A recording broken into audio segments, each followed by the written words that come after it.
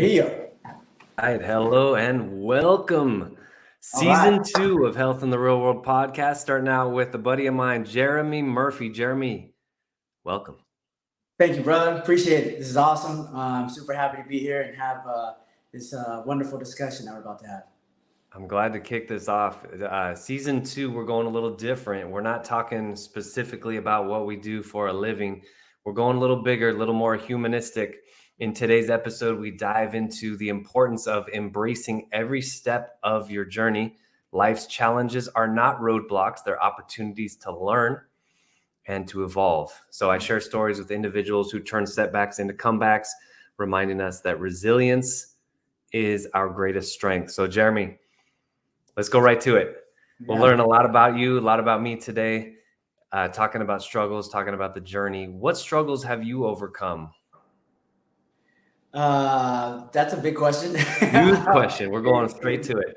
And well, there's been a lot in a variety of ways, but the most apparent and the biggest ones have been centering around relationships, mostly divorce about 5 years ago, almost 6 years ago, that process, and then even after that, going through after my divorce, dating, and then finding a woman that I thought were a person that was a fit for me, and ended up not being a good fit for me. So going through that process as well, and also the relationships that were either gained or lost during the process of both of those things.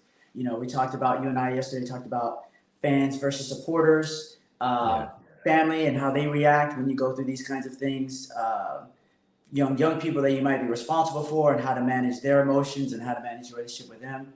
So I've been through all of those struggles in regards to all of those relationships and trying to manage those relationships, or in some cases, let go of relationships. Yeah.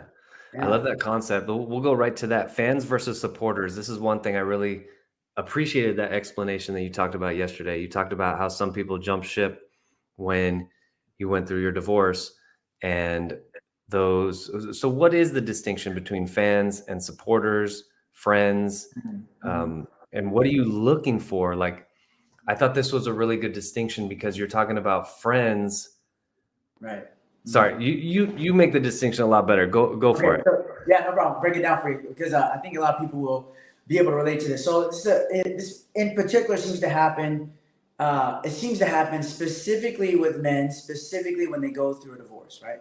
This is a specific situation. Now it can happen in virtually any type of relationship dynamic change situation. But when I've seen it happen the most, like the most severe, we're in these situations, specifically with men, and specifically going through divorce. So what tends to happen is it's your fault, right? If you're the man, it's me, and there's a divorce that's happening, it's your fault. Or even a breakup that's happening, it's your fault. That's the stigma. That's what people tend to believe without knowing any of the facts, by the way, or very little. It's just automatic. So then from there, what tends to happen is that since it's your fault, you're the bad guy, which means then I'm going to be on their side. I'm going to be on the other person's side. So I have people that I've known and called friends, even called family, since the 7th grade, who we grew up together, high school, college, kept in touch, married, went to each other's weddings, kids, went to each other's, baby showers and birthday parties and all this stuff. But when I got my divorce, these people disappeared. I have 5 particular people that I used to call friends / family. And they might have texted me from the moment they knew I was getting a divorce to this day. They might have texted me 5 times total. Not each, 5 times total, maybe. And that's over the course of 5 or 6 years.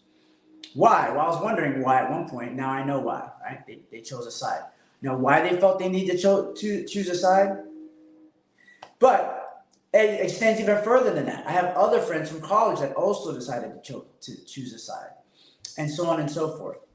Even some of my family members. And I did. Look, I wanted peace, and I wanted a different kind of relationship. I didn't cheat on this person. I didn't do anything vile or negative or violent to this person. None of that. I just recognized we were different, and I said we should go our different ways. Right. Just to be clear. But anyway, people decided to take sides. So the conclusion I came to as I was trying to figure this out, when I was speaking with my coach or my therapist and even my friends and family, the people that remain close to me, I was trying to understand what this dynamic was.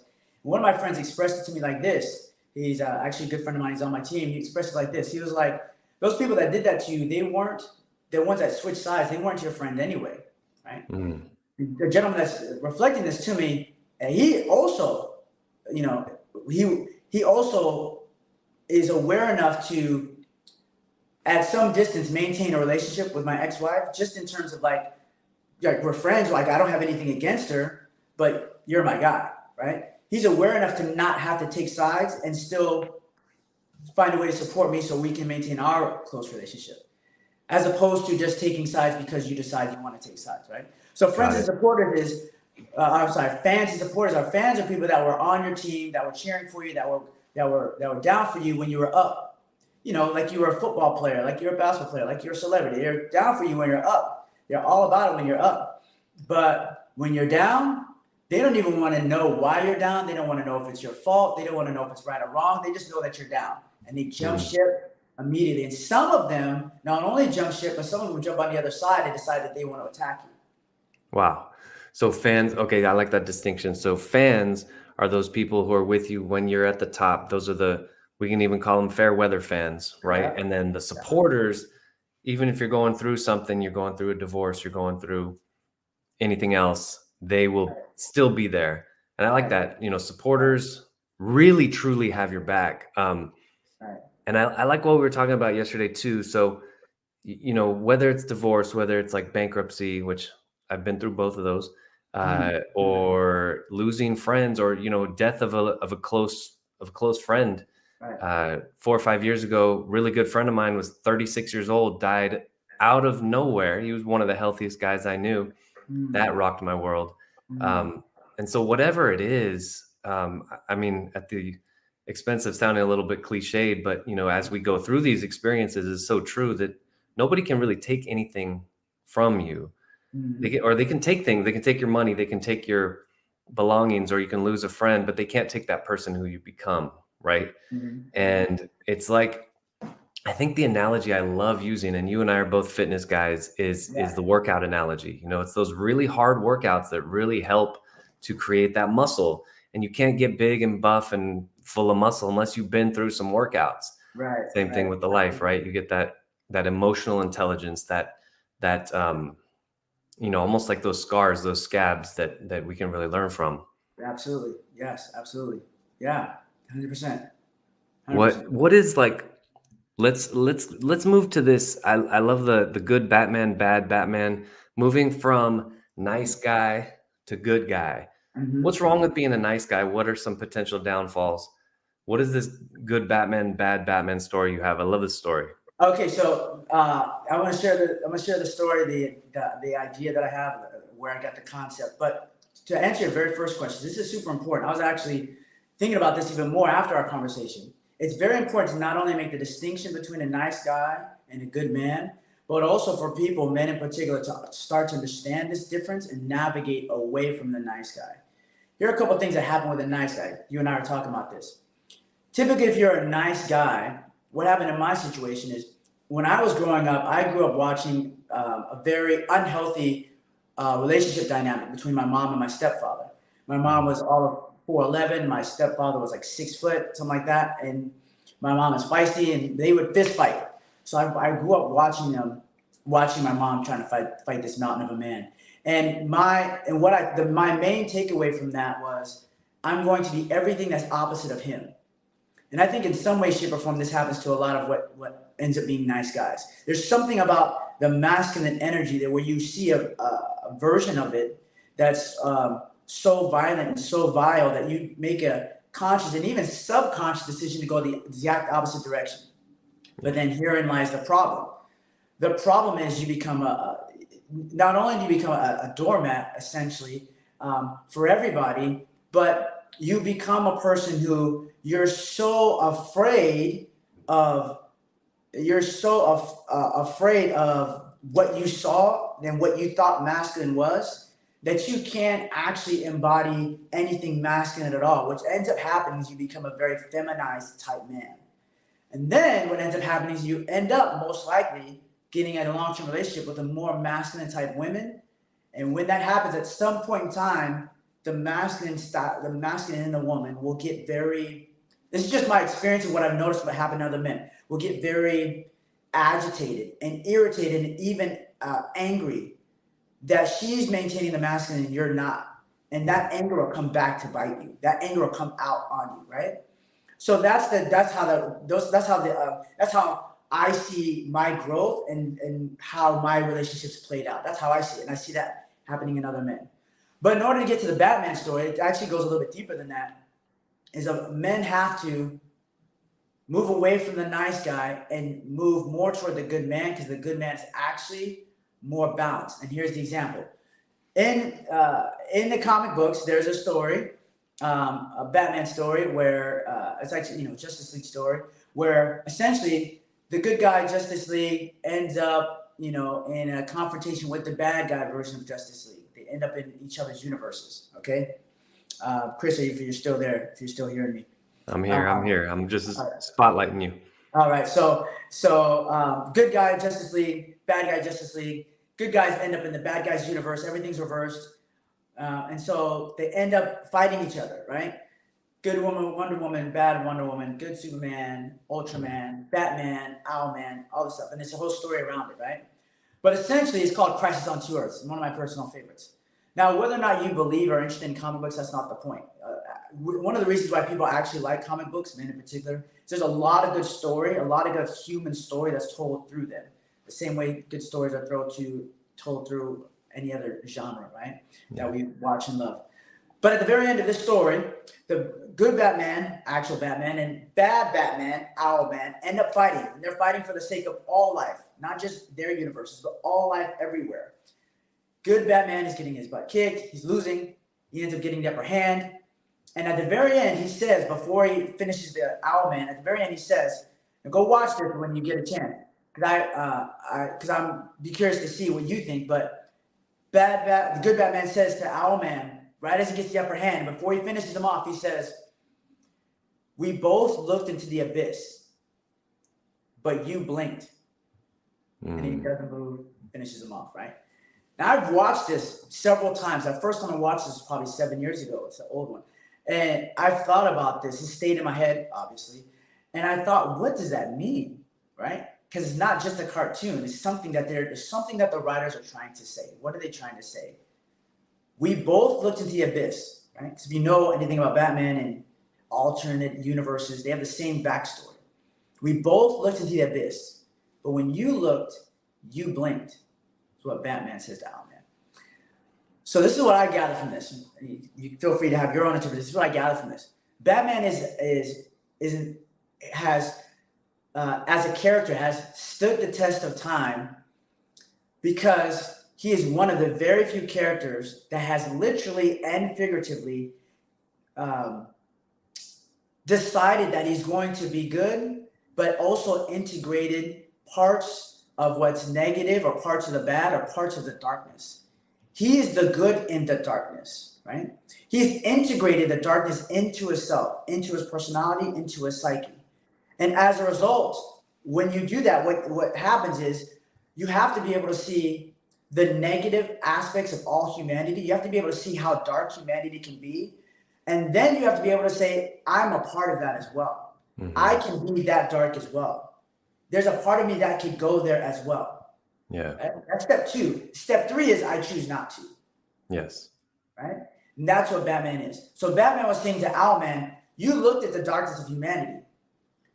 But when you looked, you blinked. It scared you so much that you decided you wanted to eradicate all humanity. But for me, I didn't blink because I recognize that I have that same darkness. So I'm going to integrate that and use that to try to stop people in the right way. You know, bring people to justice, put them in jail. I'm only going to go, so I'm going to use the darkness, literally and figuratively. Shadows, you know, he's flying around in the darkness. Right? I'm going to use the darkness. I'm going to use the darkness in myself. I'm going to use the darkness as a character. Yeah. To bring people to justice, but I'm not going to go past the point where the darkness consumes me. Yes. That's the difference between a nice guy and a good man. A good man, because a good man is a person that's strong. I believe he's a person of faith. He has some kind of faith that he follows because that gives him direction, it gives him order, it helps him stay focused. But he's also capable of violence. That's the biggest thing. Mm-hmm. A good man is capable of violence. And because a good man is capable of violence, 2 things happen. People fear him and people respect him. Right? So his family respects him. So his kids will only push so much. His woman will only push him so much. And he draws the line, right? And people fear him, which means they don't come to his doorstep. They don't bring nonsense. They don't bring violence to their doorstep because they recognize that if they do, violence will come back to them. Right. It's a level of violence that they don't want to deal with, right? A nice guy is not capable of that. Therefore, right. A nice guy gets walked over by everyone. There's an element with the nice guy. By the way, Neil, thanks for joining us. Appreciate your comment. There's an element to the nice guy of like, almost like he gets pushed left and right with the ebbs of what's happening outside of him. I like your distinction because to become a good man, you need to realize there is a choice right here, right? You see, like you said, you see that darkness within yourself. I remember I majored in history in college and I had a teacher tell us, we were talking about Nazi Germany, right? Mm-hmm. And my teacher basically in a nutshell said, what makes you think you're any different than any of these, German people who went along with the crowd were ratting out their Jewish neighbors? We are all the same. We just happen to be put in this day and time. Great point. Very grateful that we live in this year 2023 because I think it's a lot easier to be a good man, and maybe harder in certain respects as well. But yeah, I believe it lends itself that you realize you have a choice. You do have the choice to go down this dark path and be a owl man, right? Right. But Batman chooses the good. And if he didn't have that choice, he wouldn't be a good superhero. He wouldn't be a good man because then it would just be like predestined for him, right? There always has to be that choice. It's the choice that makes Batman interesting and intriguing. Right. Not the gadgets and all the other stuff. It's the choice that he constantly has to make in his stories between where's that line, how much do I want to cross it, and how do I figure out this situation in a way that's congruent with my beliefs, my values, without allowing the darkness to consume me. That's his constant kind of struggle. And that's another reason why, you know, if we want to get a little deeper, that's another reason why the Joker, who has no real power, is one of the best villains of all time. Because the Joker, his primary goal is to try to push Batman past that line. And there's no other kind of dynamic like that in all of comic book that I can think of. But here's the thing, in my opinion, that is life. Joker is the lesser you. Batman is the greater you, right? Right. Joker is the lesser you, Batman is the greater you. And there's this constant battle between where is that line, where is that point, who is that person, who's that situation that's going to push you past where you know your value is, where your line is, and if you do that, then what happens? But can you manage the situation? Can you find a solution without going over the line? Right. That's their constant dynamic. And that's the constant dynamic in all of us. So, right. By the way, I want to take this a step further because we were talking about this yesterday. Yeah. So the thing about, part of the reason why that's so important in terms of relationships, going back to being able to integrate the darkness, if we take it kind of more to, you know, our moment, just more modern times now, all good men are also able, because they've integrated the darkness in themselves, they can recognize the darkness in others. So when somebody moves a little weird, they're like, no. When somebody says something a little funny, they're like, And the reason why that's so important is because that makes that man a better protector, provider, and presider.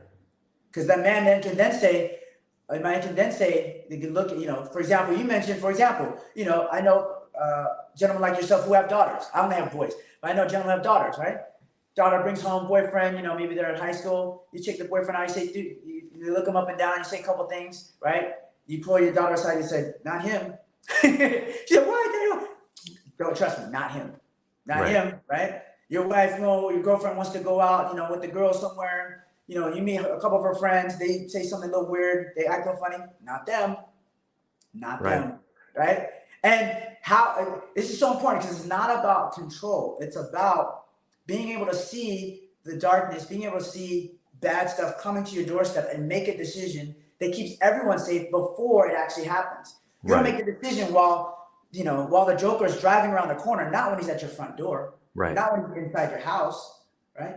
That's our job. That's part of our makeup. That's what we try to do. Some people misconstrue it and call it control. It's not control, it's protection. Yes. Big difference between control and protection. Well, there's a lot of terms out there, right? Like going back to what you were talking about at the beginning of the episode about when a man doesn't step up into his role as a good man and he's just a nice guy, right? Pushed around, that relationship where the woman will tend to have to be the more masculine figure. Then, and I think a lot in our culture now, there's sort of this push and pull against this. There's the term toxic masculinity. And I think I would say like, well, you probably experienced as a kid seeing actual physical fighting. That I think we can call toxic masculinity. There's nothing that's noble about a man, you know, getting physical with his wife or girlfriend like that.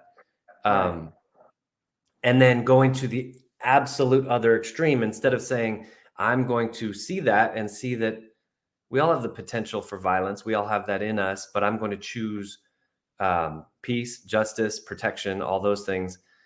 We go more toward, like we were talking about this yesterday, more toward like doormat, letting other people push me around, things like that. And it takes a lot of pain before we finally say, no, I'm done with this. I'm not going to allow this to happen. And like you said, heading off the Joker before he gets to our front door, right? Like you can see those signs, right? In my daughter's boyfriends in the future, or like if my son's 11, if he does something and then he goes, and you know, I call him out on it. He goes, how did you know? I say, dude, I used to be you. That's how I know. I've learned that way, right? So we can learn and like you said, integrating those into our personality, because we all have it. We are all Joker and all Batman, right? Exactly, brother. Exactly. There's a lot of people, there's a lot of words thrown around toxic masculinity and a newer one, toxic femininity. And then, so I think a better distinction would be to say that is a toxic person. I like that's a toxic man. That's a toxic woman. Femininity and masculinity. I believe those words need to be protected. Yeah. so that I can say, that's a really feminine woman. I like that. That's attractive to me, right? Well, is she toxic or is she? Oh, no, I said that's a feminine woman. That Right. inherently means that she's good, beautiful, good natured, supportive, all that stuff, right?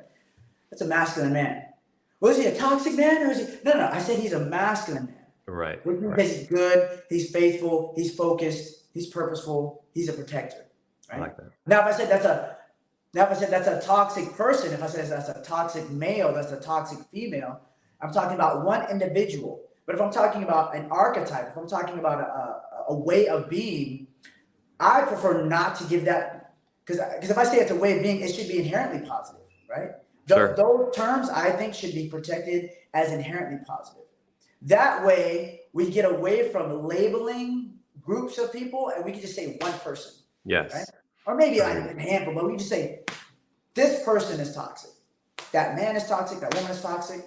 That we just keep it like focused, and it's that everybody, all men are toxic, all women are toxic. If you believe that, then you. I agree. I actually think that's a big thing that is a sign of maturity. If you can get rid of all the labels, whether it's male, female, black, white, young, old, rich, poor, right? And let's look at this one individual and what is their morality? What type of a person are they as an individual? Right. Speaking of rich, poor, we talked about this a little bit yesterday, about the rich have too much. Yeah, right? Yeah. They should share with us, with all of us. What's wrong with this mindset? Yeah, man, the rich have too much, man. They should give some of us back to us. They should pay their fair share. So here's the thing. So there's levels to the game. There's levels to the game of life, right? So at a certain level, at the highest level, my belief is none of it matters. Right? Because we're souls, we're spiritual beings having a human experience. The next life, I'm gonna be you and you're gonna be me. Yep. Next life after that, I'm gonna be Bill Gates and you're gonna be Jeff Bezos. It doesn't matter. Yep.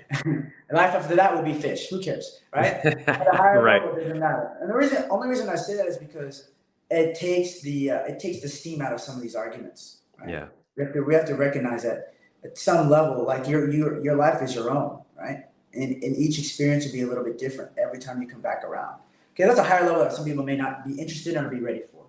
But on another level, if we bring it back down a little bit, the reality is this: people that have, not all of them, but the majority of them, people that have a lot, they built a lot because they learned a lot. They learned the system, they learned the game, and they learned how to make the game work in their favor. They know things that you and I don't know. They make moves that you and I don't make, or maybe we don't make enough of. And they do it often, and they have leverage. They have leverage either in terms of their staff, leverage in terms of people helping them so that it shaves off their time. They have leverage with the way they invest their money. They have leverage with the way that they influence people. They have leverage that puts them in positions to have more that we don't have yet. But they learned how to do that at some point. Right. And most of the people that they learned how to do that at some point, which means even if you were to take away everything that they have right now, if you were to say Jeff Bezos, Bill Gates, maybe Donald Trump, I don't know if he has anything left, but these people, like, you have to give away all of your money and you have to start with $100 in your bank account, right? They could be like, and in 7 years or less, they'd have the same amount again. Mm-hmm. Because they still have the name, they still have the know-how, they still have the influence, they still have people that want to work for them, they still have people that want to learn from them, they still have people that want to be mentored by them, they still have people that want to get success with them, right? Yep. They still have people I know that you know stuff I don't know, so whatever I have to do, I'm on your team. Whatever, there's still people that work for free just to be by that knowledge, just to glean some of that information, right? So where would that put the rest of us? We would just spend whatever. It doesn't matter. Right. So what matters is the person you become when you have those things, not the things. I love it. Yeah, exactly. The person you become on your way to the material wealth or whatever it is, health, fitness, whatever. This is a good ending. We're already 30 minutes into this. Time flies. Oh, man. Can we go longer? I wanted to end with this. I also have time now. I also have time. I know. Again, like season 2, I wanted to go big with this, go very big picture. Like you talked about, you could come back a fish next lifetime, all that great stuff. We could go down 10 different rabbit holes, but ultimately what I wanted was just this one-on-one conversation. This is where all the magic happens. We realize that we have these ideas and we can exchange them and relate to each other, and hopefully some people watching gain some in the process as well. Jeremy, quick outro. How do people get in touch with you? Where are you located? Everything like that. So I'm pretty easy to get in touch with. I'm mostly on Facebook at Jeremy D. Murphy. I'm on YouTube at jeremyd.murphy, and I have my website. You can find me. You can send me a message via my website I'm at www.jeremydmurphy.com. And one thing I would like to say, if I could, if you don't mind, is Yes. I'd like to remind people that the journey is the reward, right? Because this particular episode is about the journey. The journey is the reward, which is to say that it's not getting there that's awesome. It's who you become, like we were just talking about, who you become, what you learn, and who comes with you on the path of what you become, on the path of getting there. So it's not making the $100 million that matters. It's what you learn and who you pick up on the way, and the person you become on the way to making the $100 million. Those the true supporters. Yes, just the supporters you gain, and also the fans you lose. You learn both on both sides. Yeah. But that way we stay focused on. Yeah, we have goals, we have purpose, and that's good and that's important. But also we don't lose sight of, like, I'm growing every day. As long as I stay on it, I'm growing every day. And that brings value to not only me, but the people that I love, support, that are around me, that are running with me. Yeah. 100%. Well, Jeremy, thanks for joining me today. We'll be in touch. Episode 1, season 2 in the books. Thanks, Jeremy. Yeah, thanks, brother. It was awesome.